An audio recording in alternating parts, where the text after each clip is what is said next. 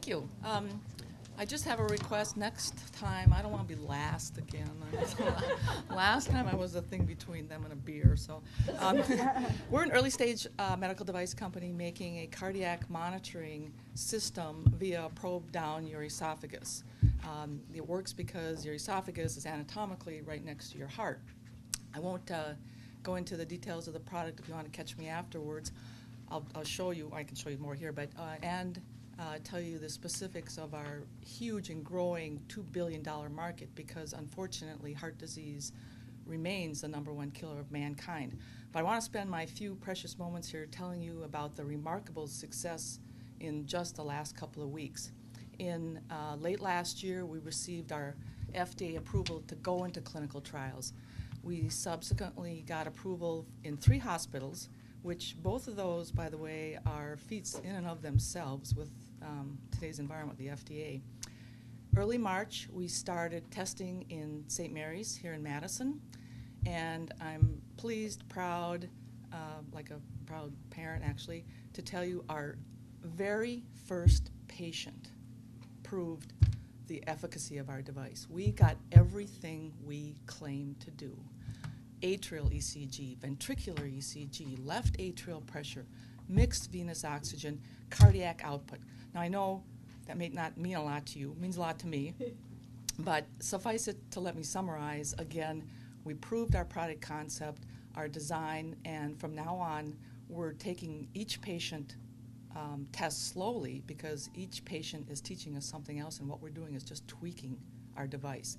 Let me tell you a short story about that first patient.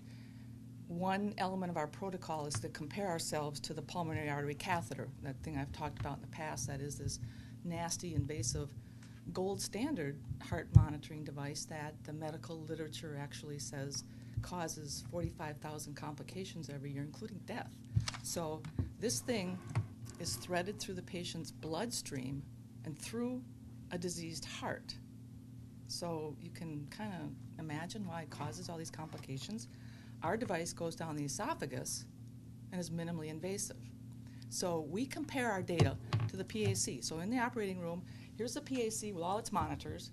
Here's ESOP with all our monitors. We're both connected to the patient. One of the elements that's very important is called mixed venous oxygen. The first patient, the clinician is looking at the data and he's going back and forth, and this guy is just so highly motivated, it's unbelievable. The PAC says 91, a number on the mixed venous. ESOP says 78. And first patient, after 2 years of finally getting into clinicals, you know, human nature, I'm going, ugh, all right, there's a little bit of tweaking or something. Everything else looks good, but this number's not so good. So the clinician says, you know what, I kind of wonder about that PAC number. So he has his technician draw blood from the patient, send it down to the lab, which is truly the gold standard in blood analysis, is take it to the lab. It takes too long. That's why, you know, you need real monitoring to take care of these patients. 15 minutes later, 78. So we're all like, the whole team's going, you know, clapping and everything, so wonderful. So we're continuing with our testing. We're taking it slow, like I said, because I have approval to do 40 patients, and I don't want to use them up. I want to learn everything from every patient, and along the way we continue to tweak the prototype. We don't have any science left. Everything we're doing right now is a little this, a little that, a little tweak. So we feel the risk factors in our company have substantially been reduced. After 40 patients, we will need to go to the FDA and get room for more. We're going to need to do large clinical studies just to convince the medical community. Those studies I anticipate starting early next year, and along the way we need to develop a monitor to go specifically with our device, because it will just be faster to market. But again, fast forward to an exit, we believe within about a year to a year and a quarter from now, we will have more patents. We will have our prototype design completed. We will have clinical studies with statistically significant data, and we will be able to shop the company.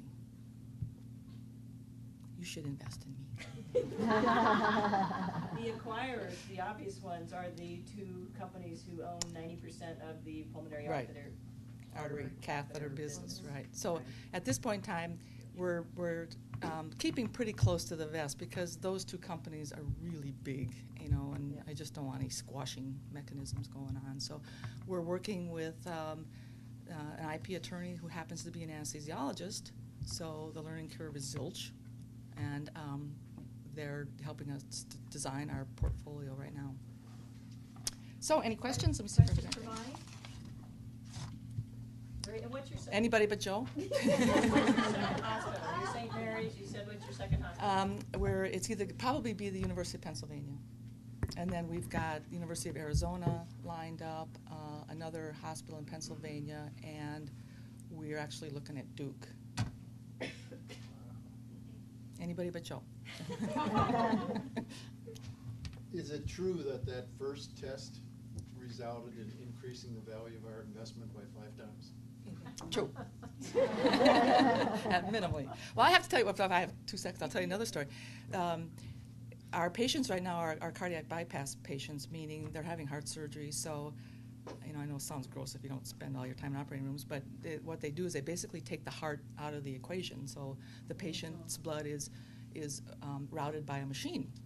And the cardiac surgeon likes to stop the heart from beating because it's a whole lot easier to cut and, you know, manipulate something that's not beating. So they do this thing called cardioplasia where they inject a drug to stop the heart from beating. But they don't like to go all the way down and all whatever. But the protocol right now to do so is a time-based administration of a drug. Well, we're sitting there, the patient's on bypass, the regular ECG monitoring, as expected, is flatline. You know, they don't see any heart. Ours starts to beat. And what it was showing the cardiac surgeon is that drug was wearing off, and now might be a good time to administer more drug. They went nuts in the operating room. They wanted to take video, and we were like, no, not yet. I mean, this is like patient number 2. So I was like, okay, yeah, we'll come back to you. We'll get back to you on that one. I got to learn how to spell cardioplasia. Very exciting.